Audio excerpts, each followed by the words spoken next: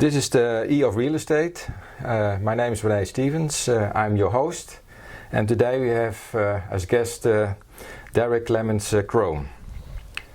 Derek Clements-Croome worked in the building design and contracting industry before entering university life.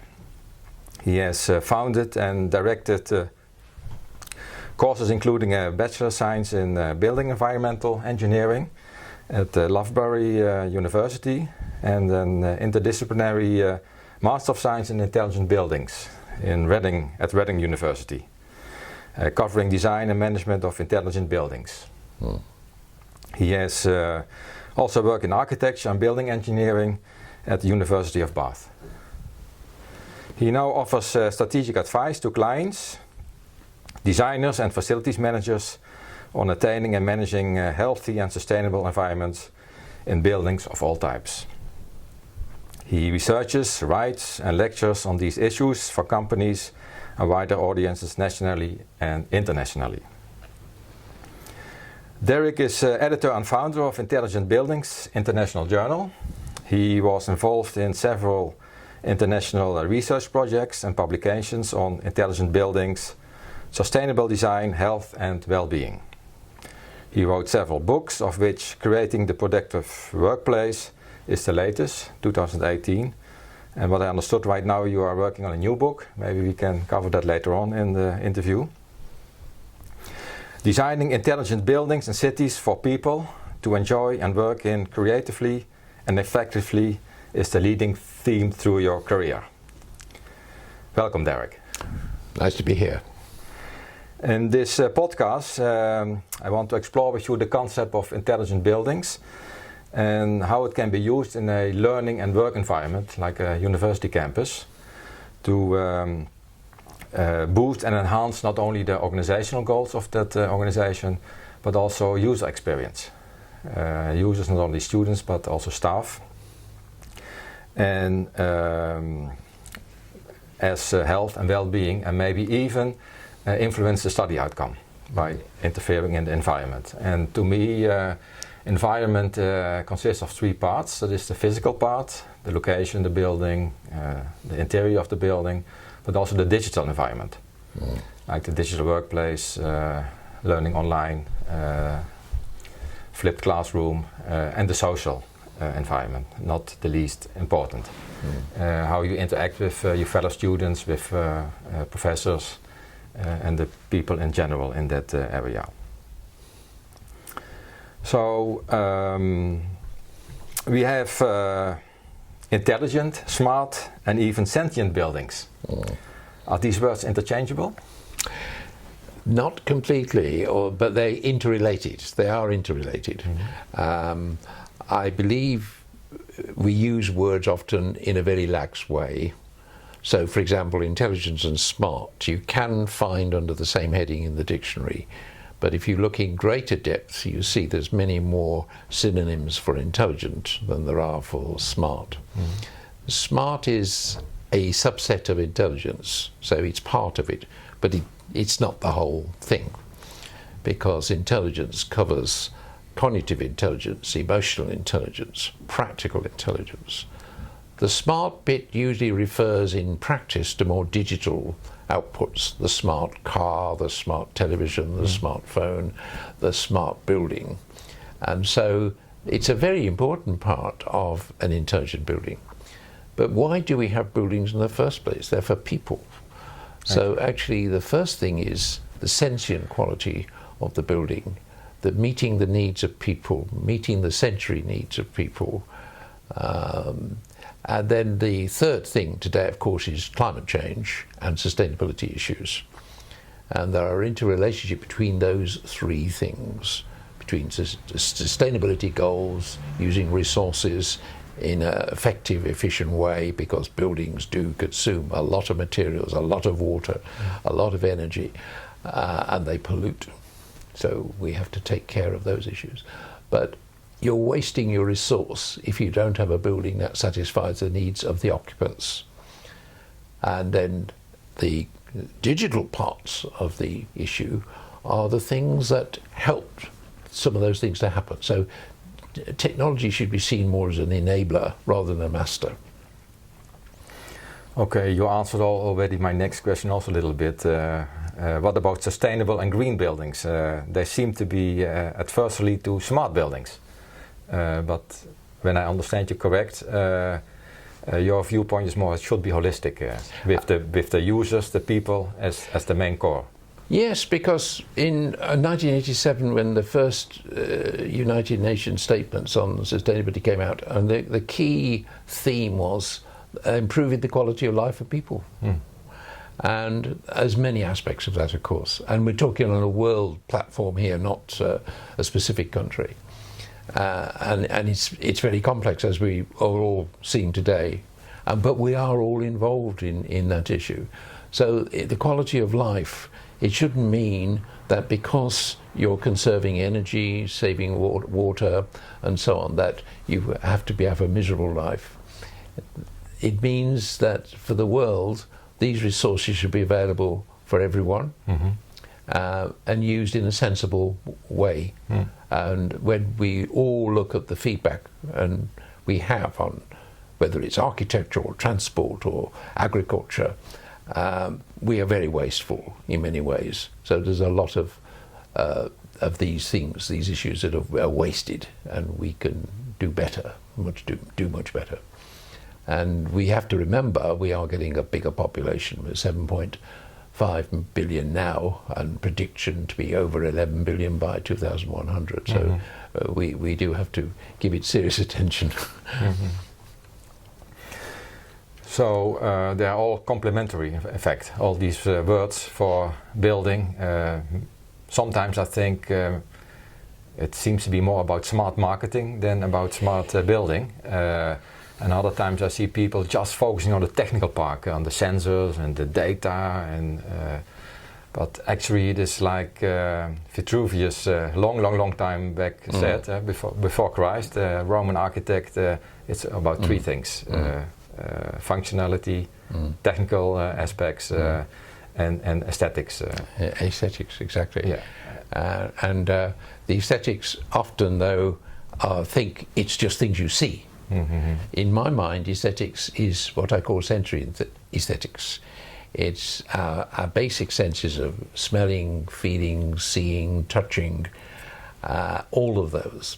And the human being, we get bored very easily, so we actually appreciate some diversity in the environment, and that comes from the stimulation of the things about you. And so the work I'm doing at the moment on what I call a flourish model is saying you can have your basic comfort level of temperature and air, ventilation and so on. But that in itself is only a background. On top of that, people like to have some personal control, whether you're in a home or a hospital or a university or wherever you are, some degree of self-control. It seems to be a sort of psychological requirement almost. But thirdly, there is what I call a sparkle layer. And these are the things, they may be transients. It's like getting up in the morning, opening the curtains and you see the sunshine. Or suddenly you see the first tree blossom of spring. And those kind of surprises as you pass through the day, wherever you are really important. They can lift your spirit and help your motivation in whatever you're doing at the time. So I think that part is really most important. The technology can help you to achieve some of these things. We can talk about intelligent walls, intelligent ways of communicating and so on. But technology on its own isn't the answer to everything. So we have to use it, I think, discreetly, because otherwise it becomes like a gimmick. The latest thing we have to use. And we're seeing a sort of reaction to this in a way that people are talking, everything's so fast. Volumes of data, more than we've ever had before. And these smart things wear out very quickly. Your phone, your television set, your computer, whatever it is. And so lots of change very quickly. And there's a sort of unrest. It develops a restlessness in the human being, I think.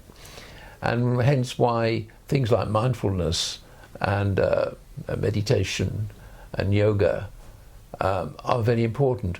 I work a lot with the British Council for Offices, and we do a lot of surveys on occupancy requirements. It's concentrated on offices, but some of the things they find are true of other places.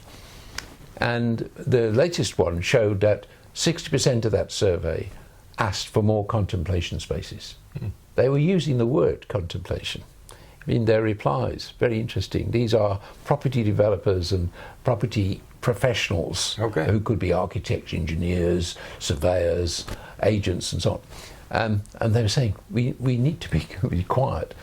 We do need to work together with people and in team environments, but we also need some time to think. And if we're not careful, we are not giving ourselves enough time to think. Mm. And this is such an important ingredient of the workplace that we're now generating, we're seeing emerging in offices. So, you know, this has been known throughout history, really. Yes. But we have to be careful we don't get swamped with the technology. Mm-hmm.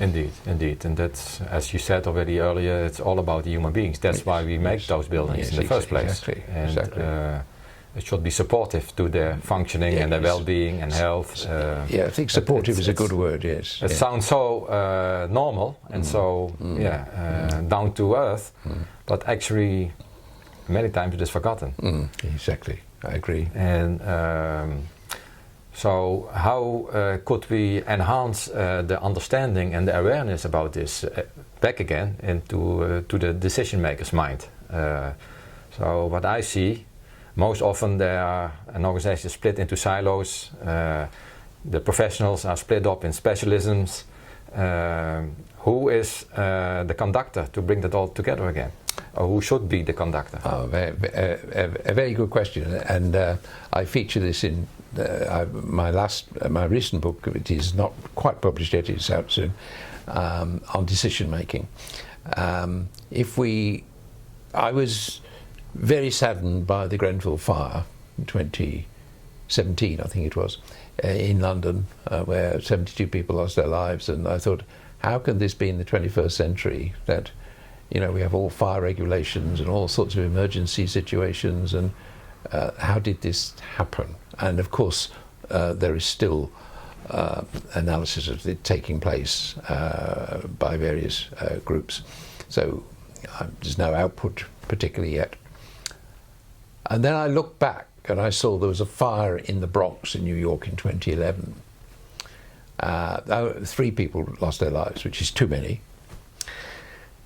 And then, of course, we've had fires at Glasgow School of Art. Nobody lost their life, fortunately, in 2 times, 2014, 2018. Then we had Notre Dame, 2019. They go, oh, gosh, you know. And so this, you'd think fire is covered very well because it's life and death involvement. And what came out of the American study in 2011, after that Bronx incident, was the silo. That there was lots of information in pockets, the professionals, and I suspect for Grenfell we will find fault lines all down the process, whether it's the local authority, the manufacturers, the consultant, the contractors. I think there's fault lines because they don't make a connection. And we've developed an education system which is emanated from the Victorian age in the UK. Now I'm talking about rather more than France and Germany, where they've perhaps done a little better than us. We have institutions of that engineer, civil engineer, services engineer, electrical engineer. So there's all this separation. In the Victorian age, we had the Institute of Architects about 1834, we did the AA, Architecture Association about 1840, I think it was, or something like that. So there was a lot of separation, and people developed their skills in particular areas. But what's the use of being skillful in one particular area if you don't see the interconnection with the other things? And we seem to be good at analysis and poor at synthesis. And it's this lack of connectivity. I mean, we're now seeing much more influence from neuroscience, how the brain works. and all those neurons dashing around here, there and everywhere, but there's a fantastic interconnectivity in the brain. And I think I was at a lecture recently by the neurodiversity group in London, and they'd done a wonderful paper on neuroscience for cities. Okay. So the neurons are like the people.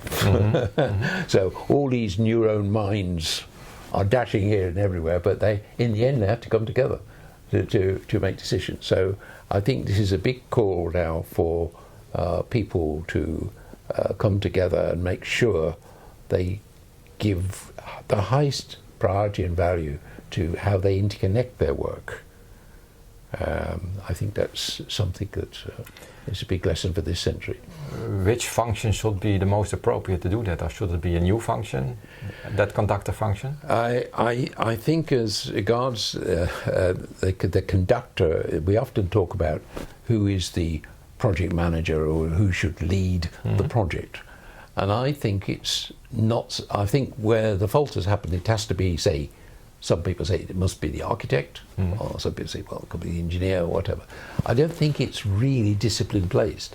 I think it's the mind that can synthesize and bring things together.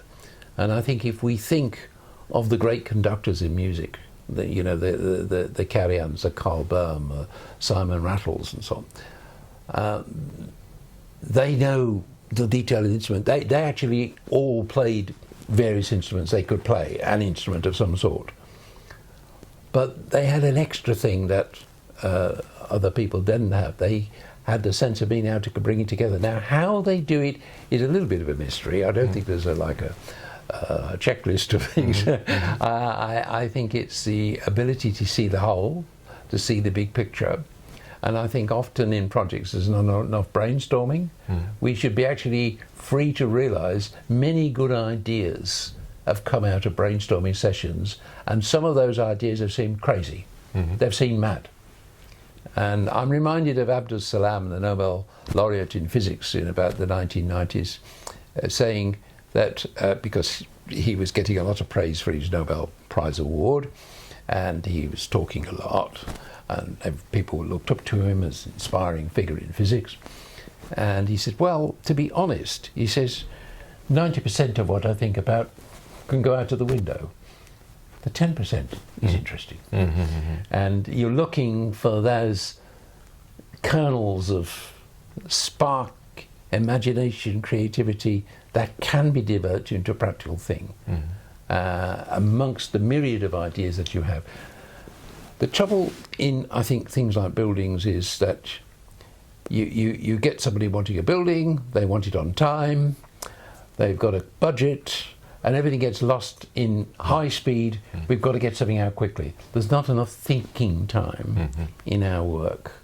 We need to think about things and let the most crazy elements be there. They will be filtered out and leave you with the residue, which will be kind of interest and make something. And the other thing in architecture, every project you do is different, because the people who occupy the building are different. The culture of the organisation, the people they need to do the kind of work they want to do, and so that is really very important. You compare doing a law court, or a hospital ward, or an office, or a school. All those things have got their kind of cultures within them. And you can't just do a standard type thing for a space and say, that's it, that's the blueprint, you can use that anywhere. You've got to develop your blueprint individually, and then I think you get more interesting buildings. Yeah, actually, when I understand you correctly, you are saying there's not one conductor specific. All the specialists involved should be in a way leading and see beyond the horizon of their silo border and see to the other professions involved. But you can also argue that the principal, he or she should be more involved and not give it just to an architect or a project manager or a project developer or a real estate agent. because it's their office or their building or their university campus. Because when the specialists have left the architect and the constructing building, they have to use it for several years. And who is then looking after it that is matching? Because you have your schedule of requirements, then you get your building after 2-3 years, and there's a check, do I get what I ordered? But then, who is watching that there is a match between the building and the occupants after that? I think we've got to go back to the germination of the idea for the building you're talking about on the project, and look at where that comes from, the big picture. And I think it's people who, the leader, are the ones that can work between the disciplines rather than within a discipline. And there's another aspect I would like to suggest. And I did this recently working with the British Council of Offices on a particular project. We've got used to the architect, the planner, the engineer, the facilities manager, all of these people, very important, of course. But the rate of knowledge, if you take my area of health and well-being, is changing so rapidly. You can't expect an architect engineer to have all up to date all the time, because they've got to occupy themselves with other things. So I believe we need to be much more open to interventions by disciplines outside. So occupational psychology, ergonomics. Just let's take one example to illustrate what I mean. If we look at the absenteeism and presenteeism figures in the United Kingdom, the highest level of absenteeism, medical absence, is musculoskeletal, then mental stress, then things like building sickness syndrome. Musculoskeletal. Why is that happening? Arms, backs, eyes, up to a point. Well, it's a number of things, but a lot of it's to do with office furniture. And if you look at many briefs of buildings, you rarely find the word ergonomics there. And yet, we've got a lot of information about the best way of accommodating people of all different sizes into desks or tables or whatever it is in the space. And the same with relationship to the machine, like the computer. You know, how you sit and face with the computer, or the computer design itself, which in some ways is wonderful, but in other ways it's very wearing on the body, on arms and fingers, eyes and so on. And often we develop things and don't think about the health things at all. And so ergonomics is a very neglected area. Now if we extend that into other things like psychology and occupational psychology in particular and so on, it would be very useful, I think, to have interventions by people in those fields that could come in at the beginning of the job to update people with the most reliable information available, to make sure that's built into the project. And also when the project is, when you're doing your post-occupancy evaluation, when the building is occupied, they could also be involved to a degree. Should be. Yes. Because the organisation is not static. And there's an extra point that those people have no vested interest in the building itself. They're giving you a completely objective information, and sometimes there are complications with vested interests and so on. And then I think the leader, you see, let's think about now. My favourite orchestra, the Berlin Philharmonic Orchestra, and what happens when they want to elect another conductor, and they go through quite a process of deciding this. And I think there should be a really concerted effort to employ a building integrator. I mean, that's perhaps not the best word, but you've got the idea. Yes. And that building integrator may come from all sorts of places, maybe an international person even. They should come in, because it's like bringing in an outsider in, but they're coming in because they've established their reputation of being able to understand, communicate, vital, communication between disciplines. They're not an expert in architecture or engineering, but they can see the connections points, and the leader must be able to do that. If they can't, it's very difficult. And I think I think we ought to go learn from other leadership Indeed. models. And we've never done that in architecture. I think we've still been arguing about the architect and the engineer and something. You know. And look at Arup. I mean, what was his big thing? I showed this to students. I mean, when you see what he put, he just simply said, we must all work together. And you think, well, yes, it's obvious. Yeah. Then you think, oh, well, why doesn't it happen all the time? And you know, then you go into all sorts of reasons why that hasn't happened. So, and then I've got a copy of a letter that Walter Gropius wrote to Arup in about 1965 or something like that. And Arup had obviously had discussions with him about the architect is part engineer, the engineer is part architect. Absolutely. And then, but you've got this architect, very world-renowned architect, Gropius, saying to Arup, engineer, I think you're right. Agreed. This letter, write it out, letter. Wonderful, wonderful letter.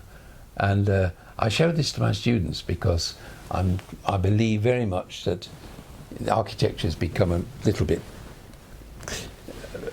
stultified in its thing, but so is engineering. Yeah, so it's not just architects and engineering. But when you start working together like in the Arab way, I think you can get a wonderful combination of effort. Indeed. So you sometimes hear sentences or read sentences like an intelligent building or a smart building can become an energy generator, and then in a literary sense that it produces energy instead of consumes energy. But you can also see it in a more broader perspective, that it is an energy generator for the people occupying that building. So they become more charged, and instead of depleting their vital life force energy. And for that you need integration, as you said. Yes, I mean that's an interesting point you've made there. I mean, we use the word energy, and in architecture so often to do with the carbon energy and heat losses and gains and so on. And but coming inside the building, we rarely talk about human energy. Yes. And we start talking about productivity and how to measure it and that. And I think like that's an end point. Underlying productivity in our personal works is their health and well-being. Exactly. Because that's key to their motivation. And underlying their health and well-being is their human energy. Indeed. If you're low in energy, you don't work as well. Yeah. If you're good in energy or a good happy energy level, then it works fine usually. So we ought to remember that. There's also an interesting about behaviour. Behaviour depends on three main things. One is motivation, one is ability, and one is the challenges, the triggers to your motivation.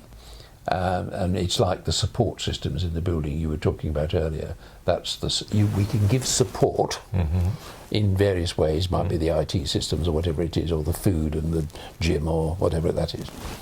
The ability we can't do much about, but it's a natural thing of the person. But the motivation we can affect. Now, obviously, people have aspirations and they set about their careers, and their work interest is obviously primary.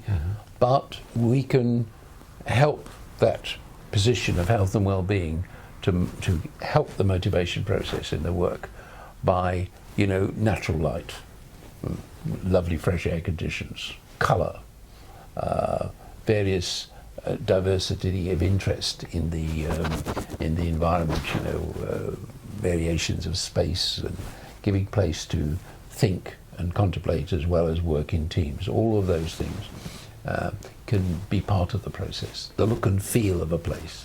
You came into this room and said, "Oh, this is a nice place." You first time, you've never been before. Why did you say that? of the light, and then look around. And you just think of your own experiences of when you go into buildings, and often your first impression is usually correct. Exactly. And you work better in places you like. Indeed. That brings me to the point that when you make the comparison with computers, I think almost everybody understands when you get a computer, it is handy when you read the manual, or you get an instruction, or you get the training to how to use that device. But when we make buildings, there is no manual.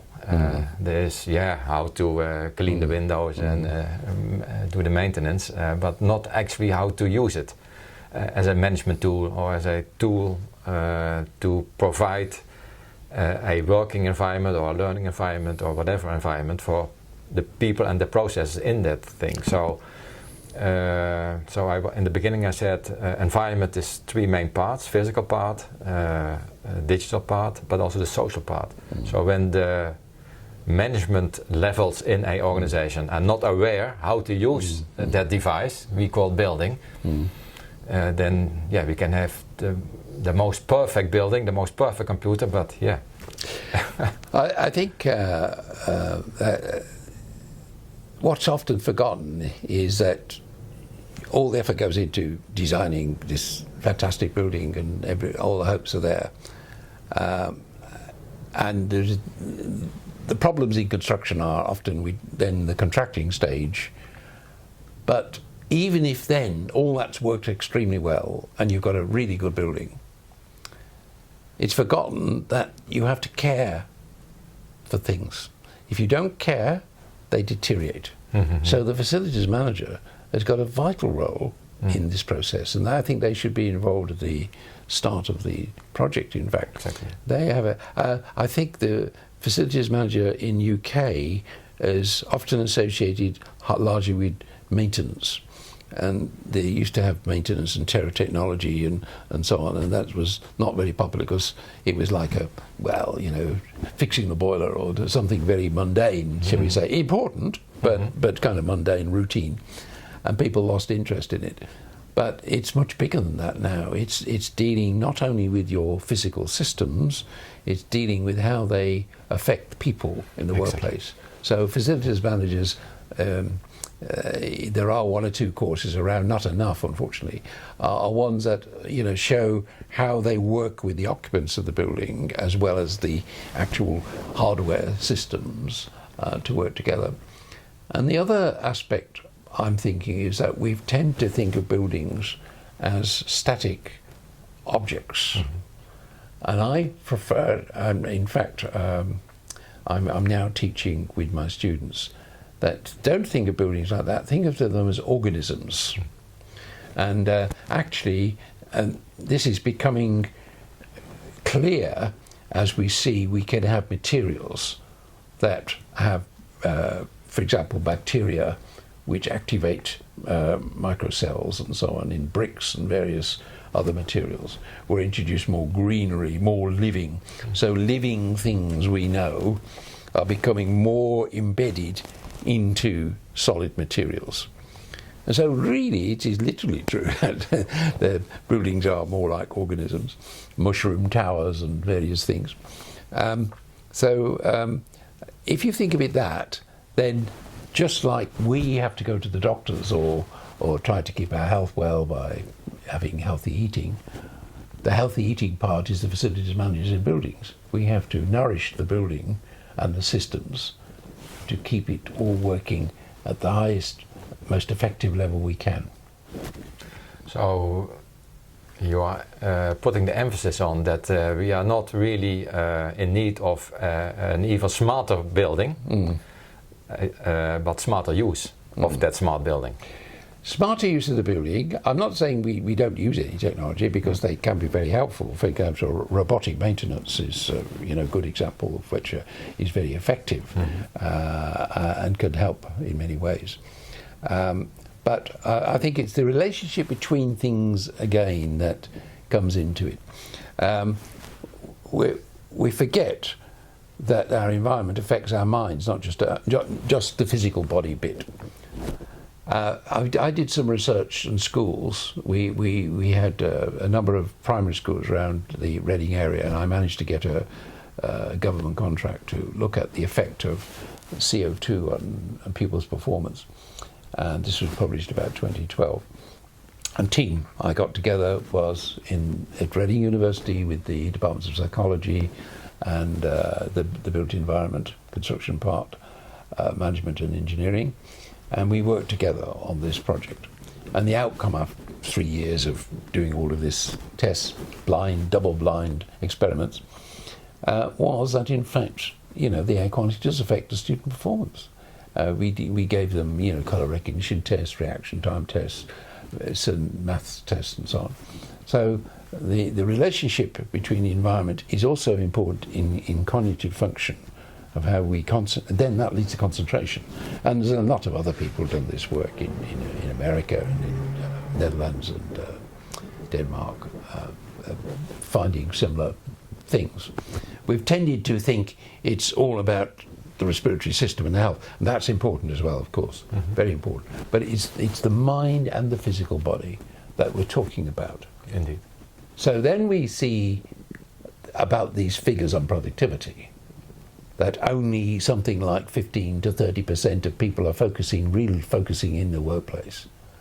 Because you come back to the brain. If, for example, you've got unhealthy air in the building, this affects the oxygenation in the blood, and this immediately shows up in the brain, whether it's tired and sluggish as opposed to being alert and has vitality. So I think that's something else that I recognise, and often this is a bit of a mystery to people. How does the environment affect the brain, sort of thing, or the mind, I should say? Then it in fact it does. And if you put all this together with the facts that we're getting increased asthma in buildings and so on, with the physical effects, gosh, we've got a long way to go to get healthy, well-being buildings properly. And if you haven't got those, it's not surprising productivity in the country is perhaps not what it should be in the case of the UK. So, there's a number of interconnected things, and we've been all in our separate little parts. Exactly. We were discussing already the silos in organizations and the specialisms in our field of architecture and buildings.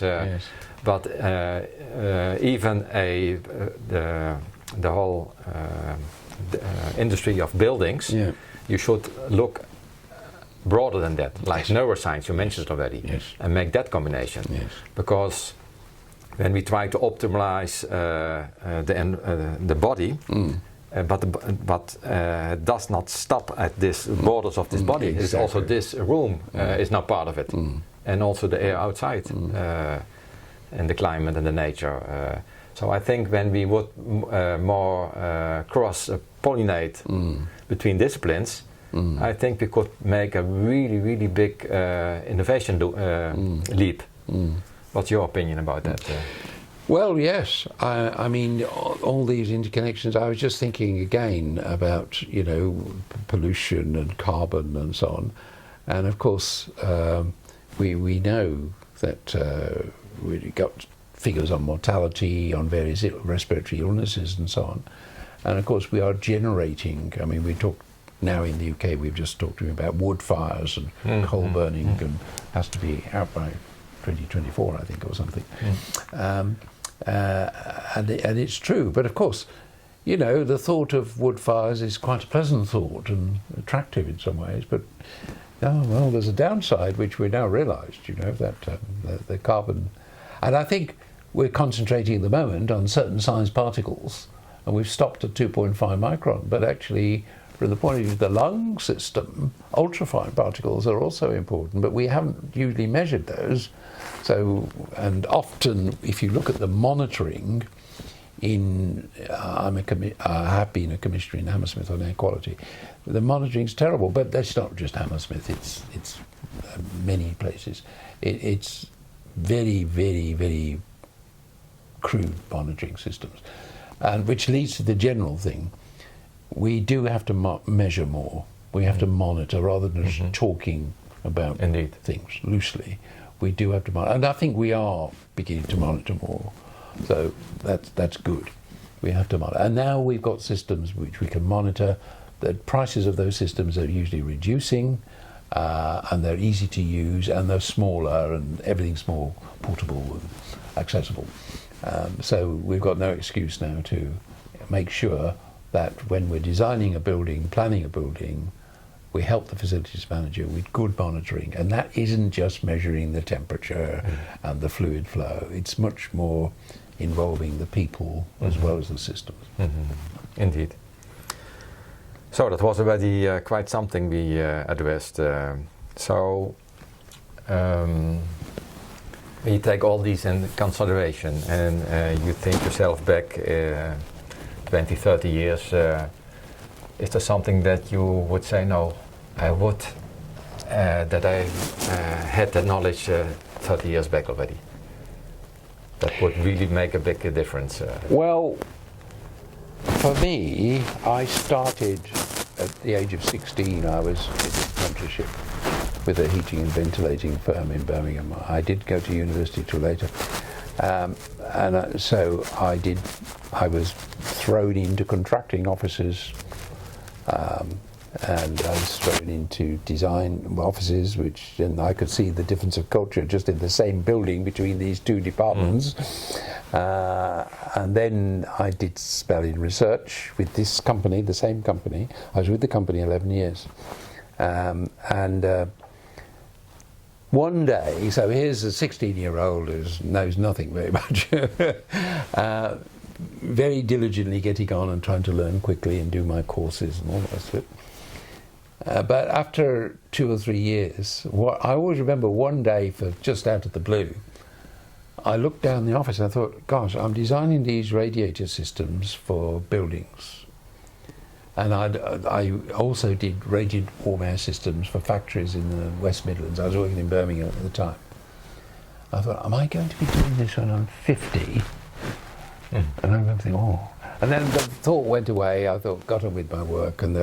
So as I was going along, somehow I was realising there's limitations in what I was doing. But not really, as I was trying to understand what I was doing, I realised this didn't seem kind of right. And a lot of talk was about comfort. And it seemed to me comfort could be quite debilitating because it's very static and neutral. And of course, we still talk a lot about comfort. I'm trying to persuade people to think about flourish, the one I mentioned earlier. And I was then given a spell in research, I worked on the site for 6 months, I worked in contracting for 18 months, I worked in design, so I had all the hurly-burly of practice. And I thought there must be a better way, because everything seemed to be in a dash. It was often to do with money. It was often to do with high speed. In the contractor's office, it was crazy. You know, getting the job out here and that, and a lot of shortcuts taken. And I thought, well, you know, we are designing buildings for people. So this designing for people bit happened quite early on. In 1975, I was asked by the director for the Building Services Information Research Association to consider writing a book. Well, I was very young. I'd never done anything like that before. I'd written little papers and so on, but I hadn't really done that, by which time I had moved into university life at Loughborough. And I thought, oh, God, I've sort of said yes. And then I said, oh, well, can I bring somebody in to write on equipment and practical hardware stuff? And this was the first book, 11 chapters. And Brian, my colleague, did 3 on equipment stuff, which he dealt with all the time. He was in practice. And I wrote the other stuff. And I did do it. It was published by Pergamon. And then, to my surprise, I then found it was translated into Chinese and Russian. It had taken off. Now, within that book, to come back to your question, if you look at the stuff I wrote in that book, it was talking about having a new building council, bringing the disciplines together, a little bit of what we spoke about earlier. There was a lot about trying to understand how the mechanism in the brain worked without going into neuroscience. It was just how, when you go into a place, how do your senses kind of work?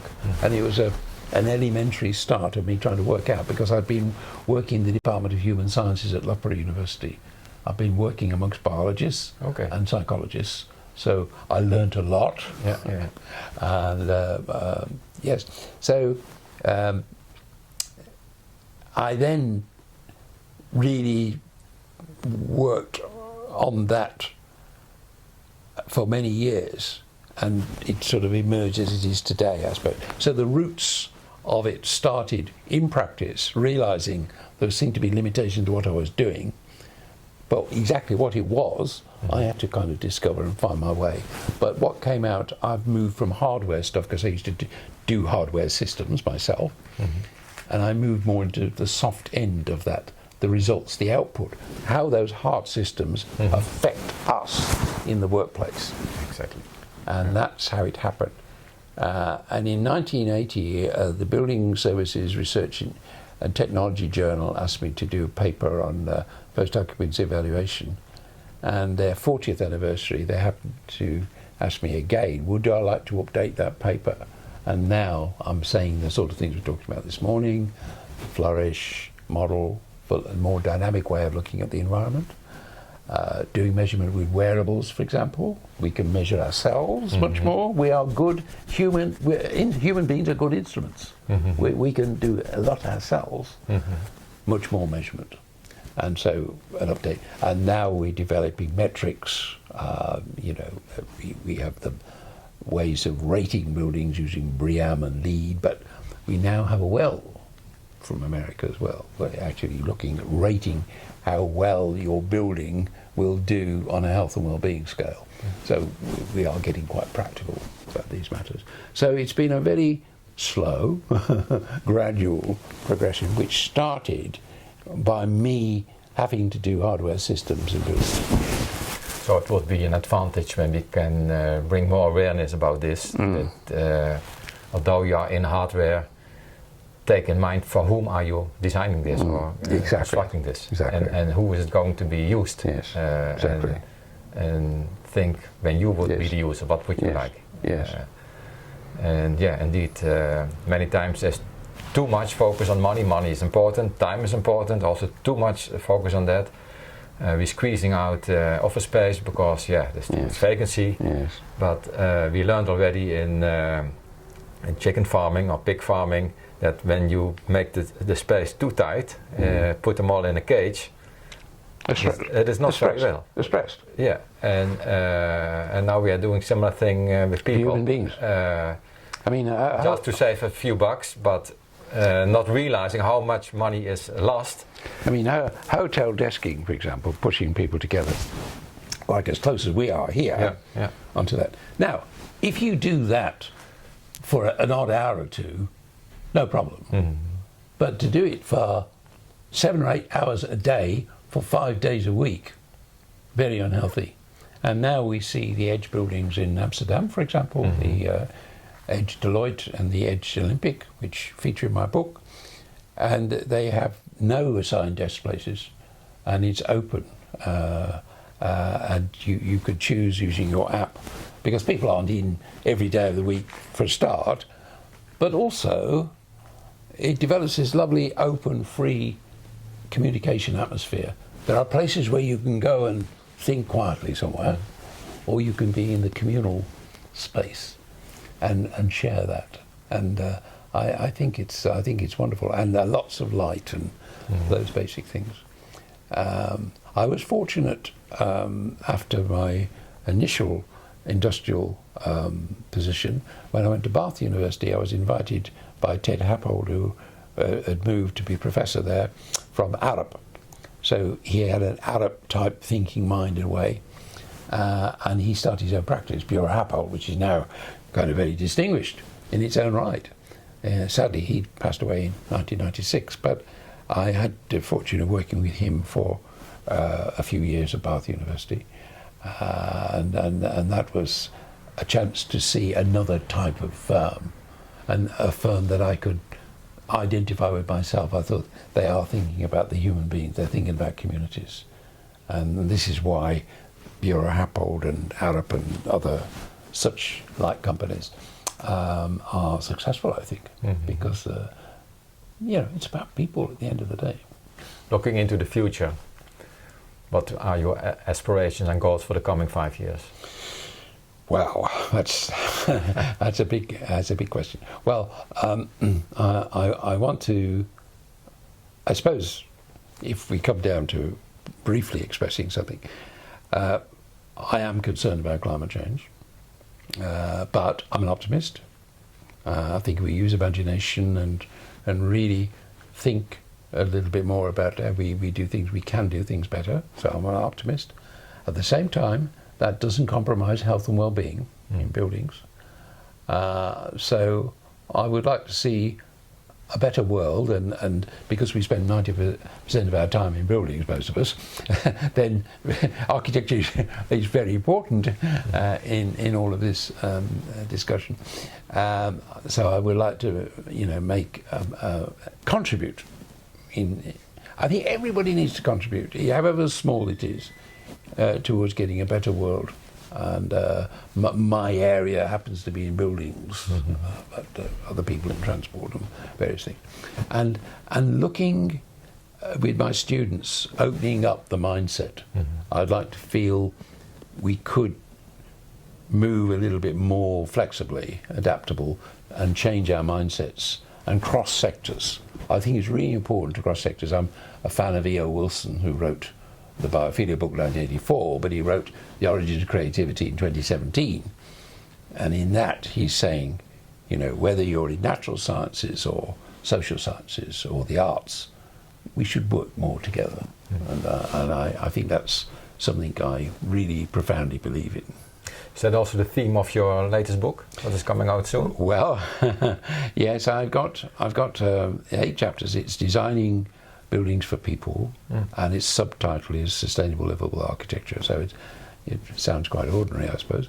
But the 8 chapters, well, the 8th chapter is a gallery of pictures from various practices that have been kind enough to cooperate with me on showing their best work. And it's a wide range. But the other chapters are emphasizing that history is important. The passive design, the vernacular architecture. Absolutely important. Sounds very simple, but it is absolutely very important. You can save a lot of energy using the lessons from history.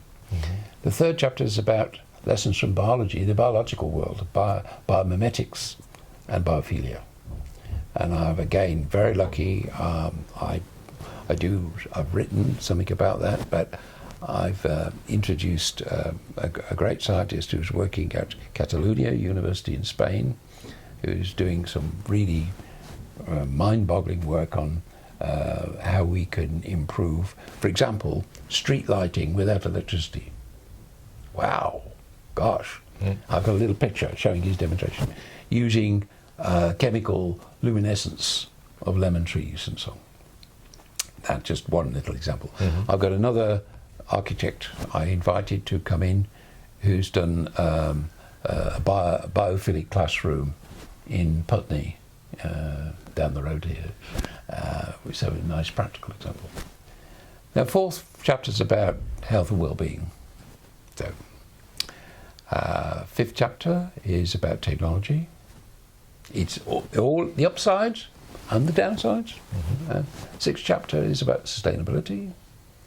7th one is about decision making. Okay. And hits on some of the points we've had in this discussion, because I think we really need to look into a more transdisciplinary way of doing things. And the 8th one is the gallery of examples. So it's practical, but trying to inject a few different ideas in the process. And because I believe that at the end, the best buildings, best architecture, best cities are ones that naturally are natural in their response to things. So simple and simplicity. Nothing wrong with simplicity. I think sometimes perhaps we get too complex. A little bit more simple. when a person from a management board of a university campus is listening to this interview, say, well, there's something to it. What would you advise that person to start with in his university campus to apply some of these things to enhance student experience, staff experience, and maybe even study outcome? Well, I think first of all, Ted Happel was very good at doing this.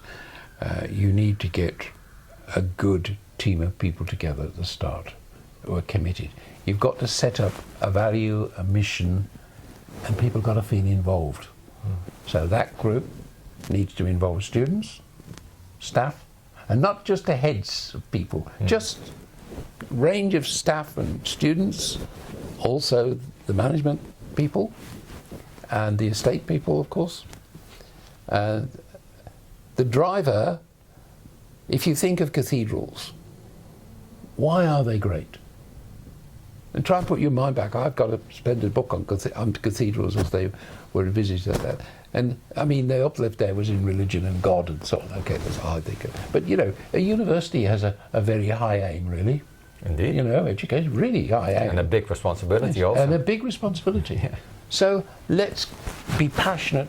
I think you need to have some passion in things. Yes, yes. And a common belief. And also, if people feel occupants of whether it's universities or wherever, are happier if they are engaged in the process. Engage the people in the process as well, make part of it. And I think you, rather than just do cold spaces or on a functional accommodation basis, actually make these what I call a living laboratory. And have visions, so you can see that you go into your room and you can see the energy going down the wall. You know, make it alive, make it a live thing. Okay. Then I don't think this will go down very well, but not with the accountants and so on. But I would suggest more interdisciplinary spaces in the university, because I'm sure that's where we have to be. You can still go back to your particular laboratory on doing a very particular thing. Nobody's going to take any of that away, but on top of that, we want. So, if we now look at some of the latest, and not the Wolfson, there are some recent laboratories that have been done in London. We should be looking at those examples of how they're trying to encourage cross-flow communication, because the best ideas come from when people mix together from all sorts of angles. And I would say that in a university setting it should be vital. And that affects students as well. It's not just for the teachers, because if they're inspired and teachers are finding good things and new things, that feeds onto the students, onto the learning process. And it may be that we can have more computer learning, say, you know, do you really need to have lots and lots of lectures on thermodynamic principles, or could you do that a little bit more by some computer learning system, maybe, enhanced by some tutorials, maybe, and then perhaps spend more of your contact time into interdisciplinary groups. Yes. And, you know, I think that might be an interesting thing to consider. Yes, I agree.